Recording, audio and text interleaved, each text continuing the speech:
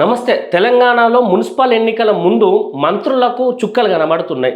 ముఖ్యమంత్రి ఆయన ముఖ్యమైన మంత్రులందరూ దావోస్ పర్యటనకు పోతే ఇక్కడ కొంతమంది వాళ్ళు చేసిన పాపాలకు బలైపోతారు.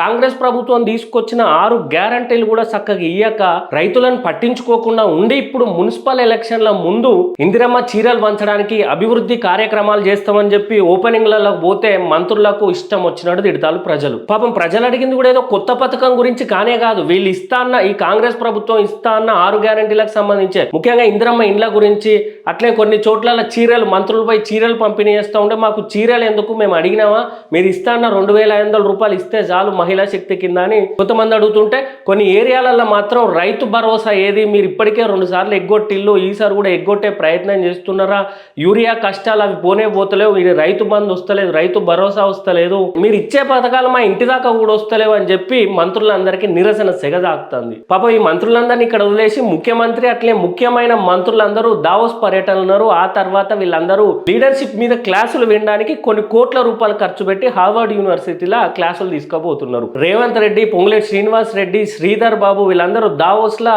ఇన్వెస్ట్మెంట్ తేవడానికి పోయిళ్ళు. మన తెలంగాణకు ఎంతవరకు తెస్తారో తెలియదు కానీ అక్కడికి పోయి కూడా తెలంగాణలో ఉన్న బిజినెస్ మ్యాన్లతో అక్కడ లోపాయికార ఒప్పందాలు ఏం పెట్టుకుంటారో తెలుస్తలేదు. అరే ప్రపంచంలో ఉన్న బిజినెస్ మ్యాన్ తెలంగాణకు తీసుకురండి అంటే అక్కడ దావోస్ కు పోయి కూడా తెలంగాణ బిజినెస్ మ్యాన్లతో అక్కడ ఏదో ఒప్పందాలు కూర్చుకుంటారు. ఆ కథ అయిపోయినాక హార్వర్డ్ యూనివర్సిటీకి పోయి లీడర్షిప్ కి సంబంధించిన క్లాసులు తీసుకుంటారట వీళ్ళు. ఇక వాళ్ళు క్లాసులు తీసుకొని ఎగ్జామ్లు రాయని ఫెయిల్ కానీ మనకి సంబంధం ఎట్లా ప్రజాధనం అయితే వేస్ట్ అవుతుంది అని ఇక్కడ వదిలేసిపోయిన మంత్రులు ఉన్నారు కదా. ఉప ముఖ్యమంత్రి బట్టి విక్రమార్క, పొన్నం ప్రభాకర్, వాకిటి శ్రీహరి, గడ్డం ప్రసాద్, వివేక్ వెంకటస్వామి, పాపం ఈ మంత్రులందరికీ వీళ్ళు చేసుకున్న పాపాలే మెడకు చుట్టుకుంటున్నాయి మున్సిపల్ ఎలక్షన్ల కోసం వాళ్ళ నియోజకవర్గానికి పోతే. ఇంత దారుణంగా ఉంది పరిస్థితి అంటే ఉప ముఖ్యమంత్రి బట్టి విక్రమార్కను పట్టుకొని మహిళలు మాకు ఇందిరమ్మ ఇల్లు వస్తలేవు, మీరు ఇస్తున్న ఏ పథకాలు వస్తలేవు అని చెప్పి డిప్యూటీ చీఫ్ మినిస్టర్ పట్టుకొని నిలదీసి అడుగుతారు. అంత కోపం ఉన్నది కాంగ్రెస్ పార్టీ మీద ప్రజలకు. ఇక మంత్రి వాకిటి శ్రీహరికి కూడా మహిళలందరూ 2500 ఇస్తా అన్నారు కదా, ఎందుకు ఇస్తలేరు, ఎటుబాయే ఎలక్షన్ల ముందు వచ్చి ఆ హామీలు ఈ హామీలు ఇచ్చి ఇన్ని రోజులు మర్చిపోయి ఇప్పుడు మళ్ళీ మున్సిపల్ ఎలక్షన్లు వస్తాయి అని చెప్పి కేవలం ఓట్ల కోసమే మీ కాంగ్రెస్ ప్రభుత్వం ఆడుకుంటాంది ప్రజలని చెప్పి మహిళలందరూ మంత్రి వాకిటి శ్రీహరి సంగతి చెప్తున్నారు. ఆయన బుద్ధి రాకుండా ఈ కాంగ్రెస్ ప్రభుత్వం తెలంగాణ రాష్ట్రంలో నడుస్తుంది. మొన్న వివేక్ వెంకటస్వామికి వాళ్ళ నియోజకవర్గ ప్రజలే రోడ్లు లేవు, ఏం చక్కగా లేవని అడిగితే ఏంది నన్ను అడుగుతా లేని పోయి ప్రభుత్వాన్ని అడుక్కో అని అంటారు.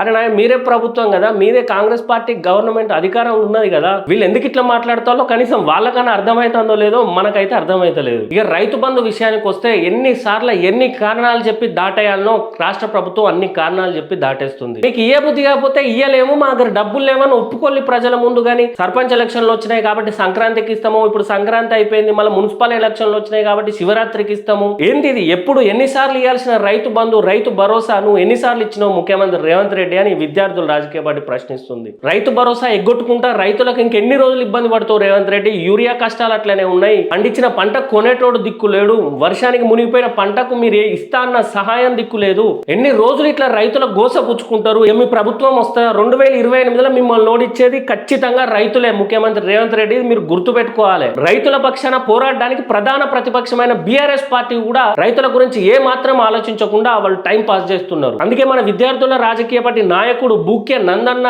రైతుల కోసం అనునిత్యం ప్రతిరోజు రైతుల కోసం తిరుక్కుంటా రైతు భరోసా ఇవ్వాలి, యూరియా కష్టాలు తీర్చాలి. ఆల్రెడీ జగిత్యాల జిల్లా కలెక్టర్ ఆఫీస్ కూడా రైతులందరితో ముట్టడించిండు, రైతు భరోసా రావాలి, యూరియా కష్టాలు తీర్చాలని. ఇప్పటికి కూడా రాష్ట్ర ప్రభుత్వం మేల్కొని రైతులకు సహాయం చేసి రైతు భరోసా ఇవ్వకపోతే విద్యార్థుల రాజకీయ పార్టీ తరఫున అన్ని జిల్లా కేంద్రాలలో రైతన్నలతోటి కలెక్టర్ ఆఫీసును ముట్టడిస్తామని హెచ్చరిస్తున్నాం. ఈ మున్సిపల్ ఎలక్షన్ల ముందే రైతు భరోసా ఇవ్వాలి. మీరు ఎగ్గొట్టే ప్రయత్నాలు కూడా మాకు అర్థమవుతున్నాయి. 2-3 రోజులలో మున్సిపల్ ఎలక్షన్లకు సంబంధించి నోటిఫికేషన్ కూడా వస్తుంది. ఆ తర్వాత నోటిఫికేషన్ ఇచ్చినాము, ఇప్పుడు రైతు భరోసా ఇవ్వలేమని చెప్పి మళ్ళీ ఉగాదికో మళ్ళీ మేకో పోస్ట్ పోన్ చేస్తారు. అట్లా ఒక టర్మ్ రైతు భరోసా ఎగ్గొట్టే ప్రయత్నాలు చేస్తున్నారు రేవంత్ రెడ్డి. రైతులకు డబ్బులు ఇయ్యే శాత కాదు కానీ నువ్వు 100 సార్లు ఢిల్లీకి పోయి రావచ్చు, హార్వర్డ్ యూనివర్సిటీలో క్లాసులు తీసుకోవచ్చు. రైతులకు రైతు భరోసా ఇవ్వడానికి నీకు లీడర్షిప్ క్లాసులు కావాలన్నా, నిరుద్యోగులకు ఉద్యోగ నోటిఫికేషన్ ఇవ్వడానికి నీకు లీడర్షిప్ క్లాసులు కావాలన్నా, నువ్వు ఇస్తాన్న 6 గ్యారెంటీలు ప్రజలకు ఇవ్వడానికి నీకు లీడర్షిప్ క్లాసులు కావాలని విద్యార్థుల రాజకీయ పార్టీ ప్రశ్నిస్తుంది. ఇప్పటికైనా రేవంత్ రెడ్డి రైతుల పక్షాన్ని నువ్వు ఆలోచించకపోతే విద్యార్థుల రాజకీయ రాజకీయ పార్టీ తరఫున బూకే నందన్న నిన్ను నీ కాంగ్రెస్ పార్టీ గద్దె దిగేదాకా రైతులందరినీ ఏకం చేసి నీ మీద దండయాత్రకు దిగుతాడు. ఇది విద్యార్థుల రాజకీయ పార్టీ శపథంగా తీసుకొని రైతులకు ఇచ్చేటి తక్షణమే అమలు చేయాలని కోరుకుంటూ జై తెలంగాణ, జై వీఆర్పీ.